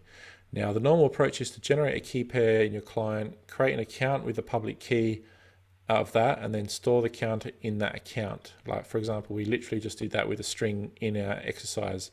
But the main problem with this approach is that you need to store the public key somewhere, right? So in our first exercise that we just did, it's stored in the client, right? So a better approach is to use a PDA, a program-derived address. Then when some client wants to read or write the account that holds the counter's state, they just have to do something like this, as you can see on the slide, right? So this way you don't need to store a public key, and instead you can easily derive an address. We're actually going to go straight into another exercise now. So I really want to nail down the core concepts of programming on Solana and generating instructions, serializing and deserializing data, and you know, basically taking in accounts in your Rust program, modifying the state of those accounts. So this exercise doesn't introduce any new concepts. It's just purely trying to really get you to understand the whole programming model in Solana. And a really good way to convey that, I think, is to create a token program. So even though we have a SPL token program. This exercise just creates a basic version of that because everyone knows, everyone's pretty familiar with tokens and token programs and how you can transfer tokens and mint tokens. So I feel it's a good way to convey some of these core concepts. So we're going to create a simplified version of the SPL token program, and it's going to have 4 functions. It's going to have a create token function, a create token account function, mint token, and transfer token functions. So I'll just quickly explain it here. So because we're going to be creating multiple accounts in this case too. So the header level token information, let's say the token's called, Harry coin or something, or glass coin, it's going to be deployed to its own account. So it's going to have its own key. It's going to have an authority stored in it against it too, which is basically who's the owner of Harry coin, what wallet address owns it, and what is the circulating supply. So that's going to get stored in an account, and we call it token, right? That's the header level information. But that's just the header level information. So if we want to then store the balances of people that have Harry coin, so how many Harry coin do I have? How many Harry coin does Zach have, for example? We need to store that in other accounts, right? So we have the concept of what I've called token accounts. So the header level information was stored in token, then this is stored, these detail levels are stored in a token account, and a token account stores who is the owner of the token account, what token does that token account belong to, so it needs to link back up to this header level token here, and then what the balance is. So in this case, we've got 2 people that have token accounts for this Harry coin token here. One has an amount of 10, one has an amount of 100. So the first 2 functions in our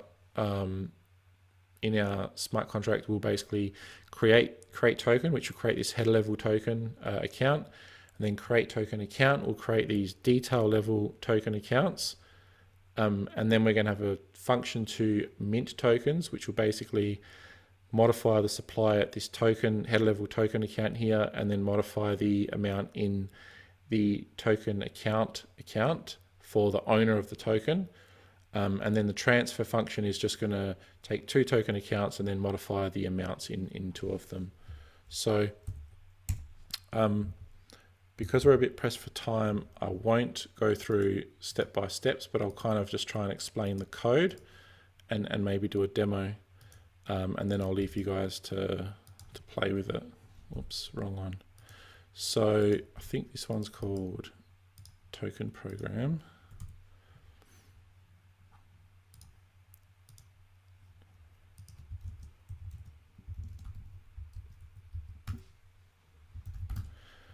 So the first thing you'll notice when you go through the steps is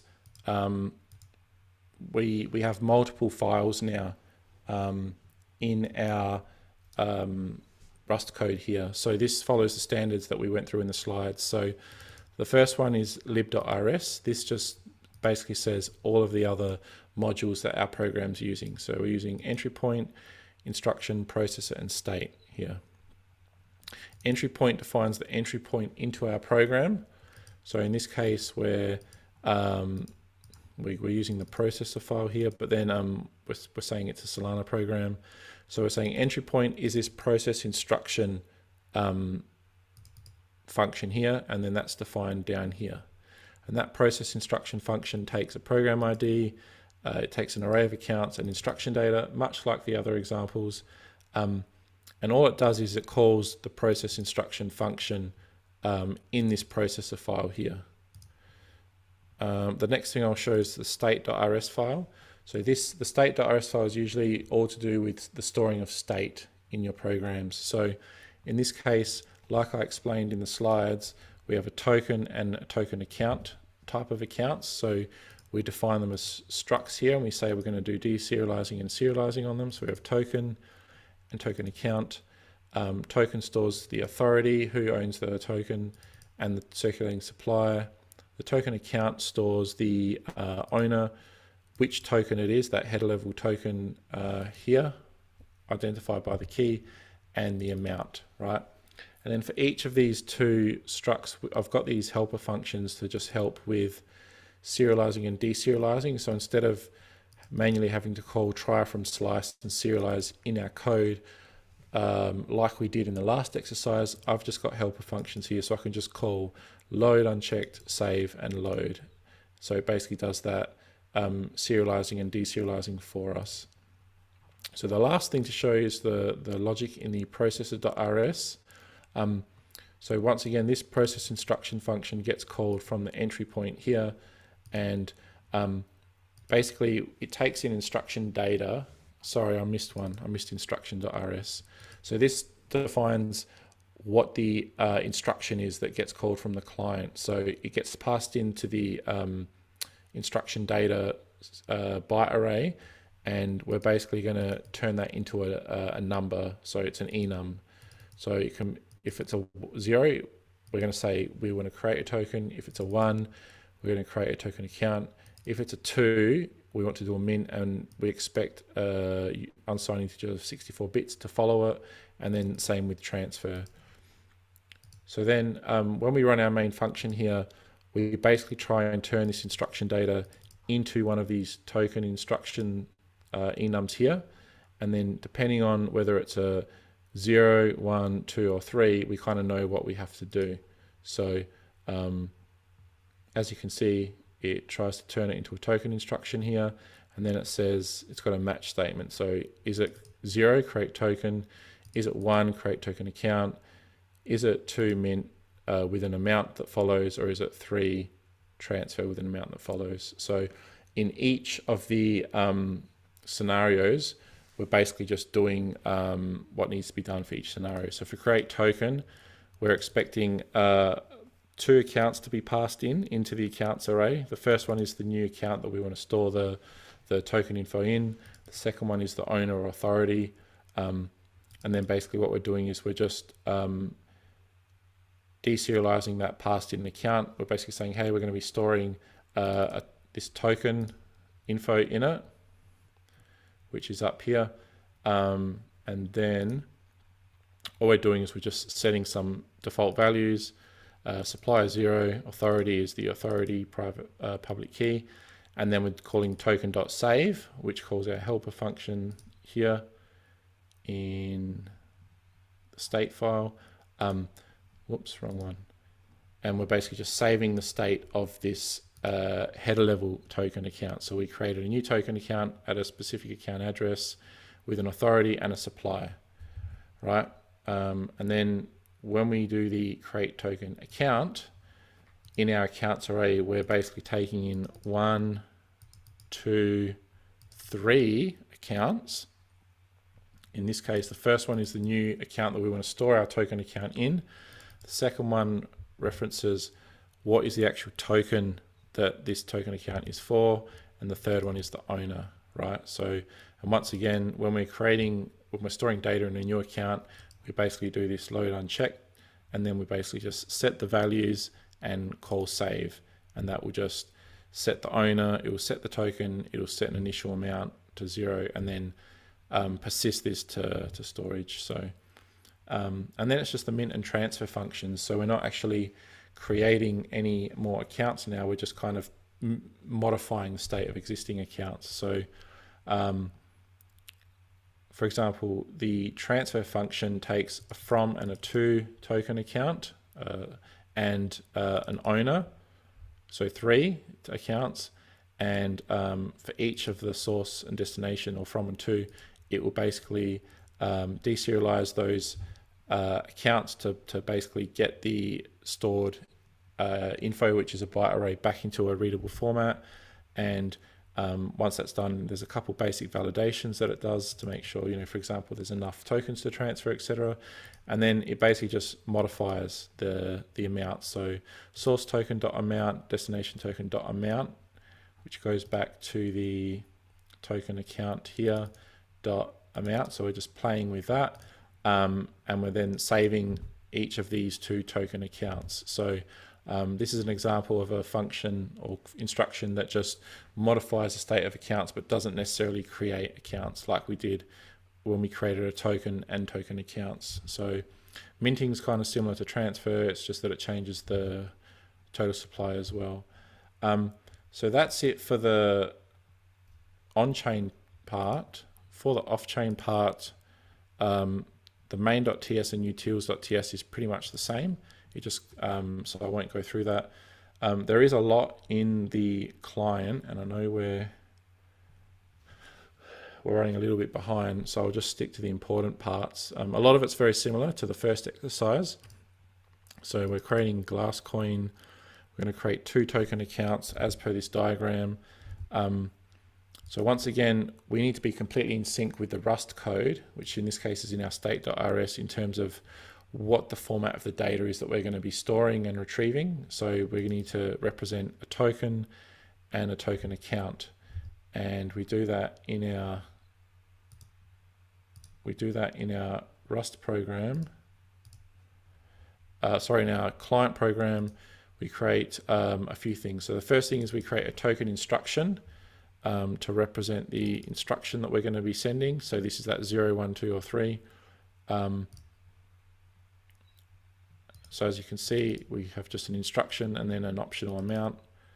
And then we're creating a token class and a token account class. And once again, we have just a constructor to initialize each of them, and we have a schema for each of them too. And the schema for each of them completely matches up with how they're defined on the Rust side exactly, so that both on-chain and off-chain are in complete sync when they do the serializing and deserializing. So we create them, and then we just run through each of those 4 functions. So I'll maybe just run through a couple examples because we are a bit pressed for time. But so the head level create token, one where we want to create this account up here. Basically, we're creating a new account first, and then once that account has been created and we've assigned it the correct amount of LAN ports, etc., we call the create account with seed. It gets created at this address. Once it's been created, we can then call our instruction. So we build up this new token instruction thing here, and this is where we need to specify the instruction. So in this case, for create token, it was the very first one in the enum, so it's a 0. So we go new token instruction, no amount. That was that class that we created earlier. Instruction is 0. So then we serialize that object using Borsch into a byte array, turn it into a buffer. And now that that's done, we can now send this instruction. So we create a new transaction instruction.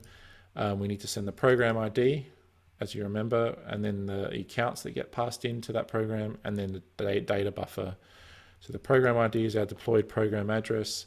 The keys is the account that we created just earlier that we want to store the token in, and then the person that's paying for the transaction, our wallet address. And then the data is the token instruction that we serialized just here, this instruction 0 that we turned from like a JavaScript object thing into a byte array. So we bundle those up together, we go send and confirm transaction, and then that's done.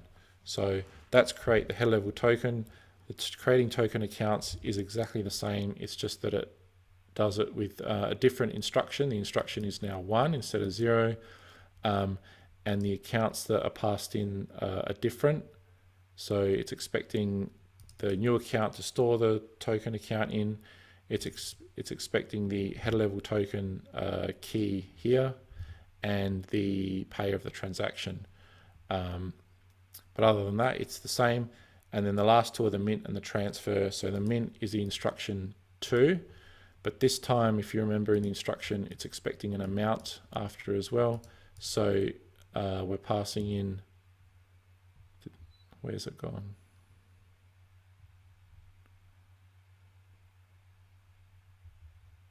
Whoops, that's not the, here we go.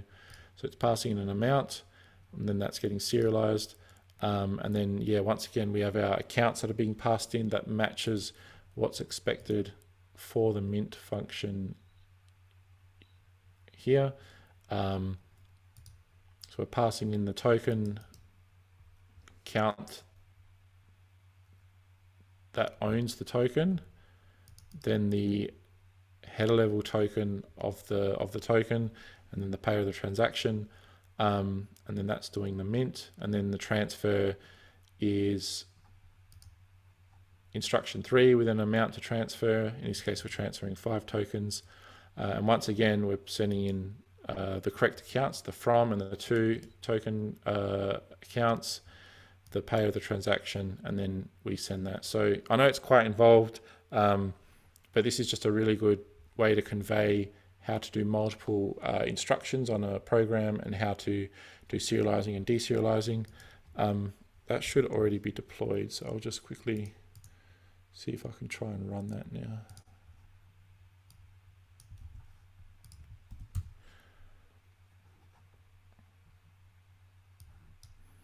Cool, so as you can see in the output, because I already created the token, it says it already exists at the address. So it created 2 token accounts. Oh no, it says it didn't create them because they already exist. So these 2 would have got created if I hadn't already run it before. And then we called the mint instruction that minted 100 tokens to the owner of this token here. And then we transferred 5 from the owner to the other side. So that's an example of running the second exercise and me just walking through it. I'll leave it to you guys to play around with now. I'll try and give you as much time as we can. I do realize that we're running a bit late and we're meant to finish in about half an hour or so. So we'll check in about half an hour and see where everyone's at. Once this exercise is done, I just need probably 3-4 minutes to wrap things up, and then if people are still going with exercises, I can hang around for a little bit and try and help people out. But for now, I'll leave it to everyone to have a bit of a play. Thank you. For those that were able to successfully complete, whether it was the first exercise or both of them, congratulations, you did something that not many people can do.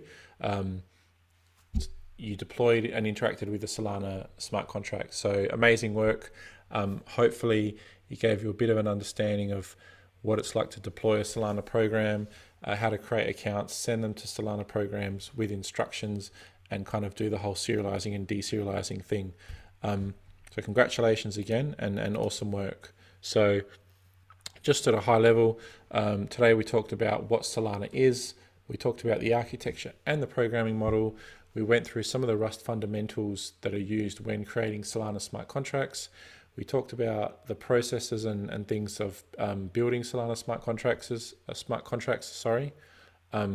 And then we did a couple of exercises that really just tried to convey some of those core concepts. So even if you haven't been able to complete the exercises, if you can take one thing away from you today, it's just the whole concept of a program on Solana that just stores logic, no state, and then the concept of executing instructions on those programs by passing them in accounts, which are basically like files that the program then does things and modifies the state of, and then also passing in serialized instruction data to your Solana program, which the Solana program can then turn into, you can then deserialize and turn into, proper objects and things to do stuff with. So that's what we're really just trying to teach today in the exercises and in the slides.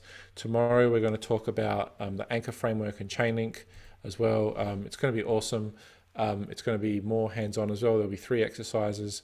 And yeah, we're really excited for everyone to come. So if you've now finished, you can head off. We'll hang around for a little bit longer for those that are still going. Please fill out the survey form in the chat. That'd be awesome if you can. And yeah, we look forward to seeing everyone tomorrow. If you play around with the exercises later on or in the next few days, ask any questions in the Discord in the Bootcamp channel, and I'll be monitoring that every day and trying to answer questions once a day. So thank you again, and we'll see everyone tomorrow.